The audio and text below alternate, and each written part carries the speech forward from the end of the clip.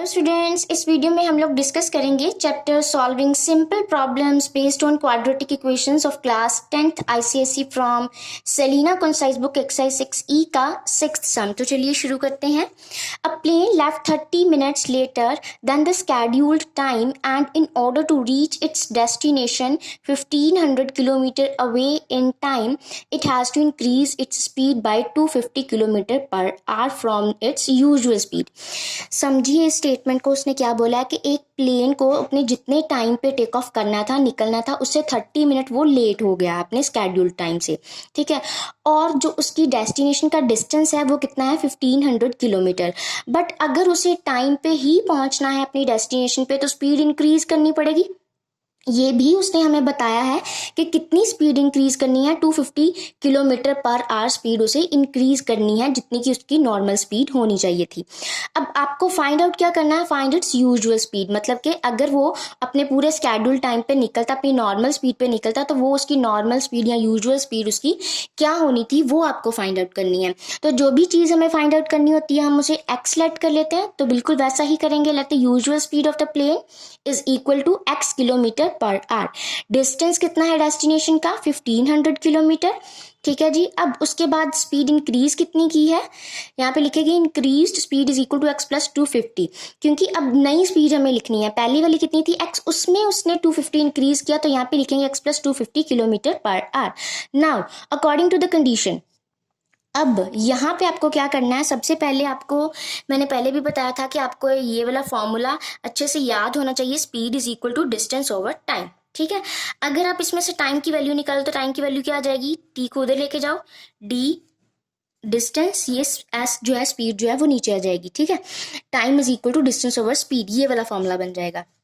अब अगर हम पहले वाली स्पीड लेके चलें, डिस्टेंस तो उतना ही रहना 1500, ठीक है। पहले वाली स्पीड मतलब x, इसमें क्या है कि टाइम ज़्यादा लगेगा क्योंकि यहाँ पे स्पीड कम है।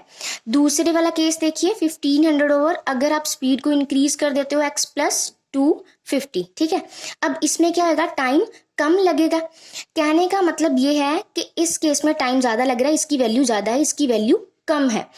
क्यों बता रही हूँ ऐसा, क्योंकि हमने यहाँ पे अकॉर्डिंग टू कंडीशन जब भी करते हैं हमने एक्स में इक्वेशन बनानी होती है, हम इन दोनों को माइनस करके लिख देंगे is equal to half an hour. क्यों, क्योंकि उसने बोला ना कि यहाँ पे 30 मिनट्स वो लेटर है, मगर अगर वो इतनी स्पीड बढ़ा लेता है तो वो टाइम से पहुंच जाता है।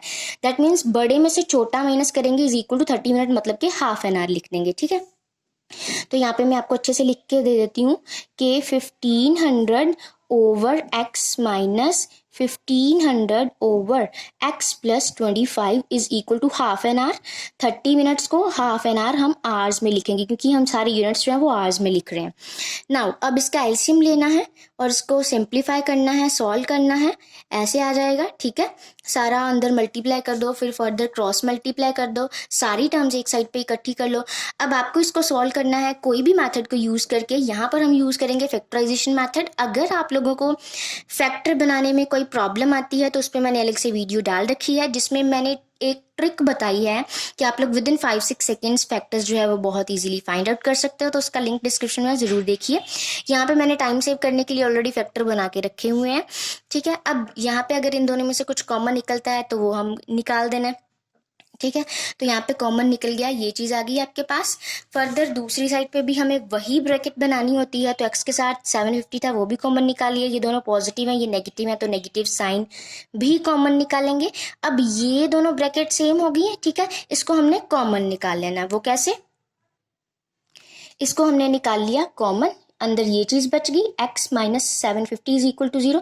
दो नंबर का प्रोडक्ट कब जीरो होता है, या तो पहले वाला जीरो या दूसरे वाला जीरो, दो नंबर आ गए आपके पास। बट जो स्पीड है वो कभी नेगेटिव नहीं हो सकती, not possible. Therefore usual speed of plane is equal to 750 kilometre per hour. ये आ गया आपका answer.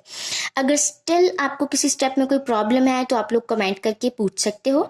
And if you like this video please hit the like button and subscribe to my channel. इससे मुझे motivation मिलेगी ताकि मैं आगे भी ऐसी वीडियोस डालूं।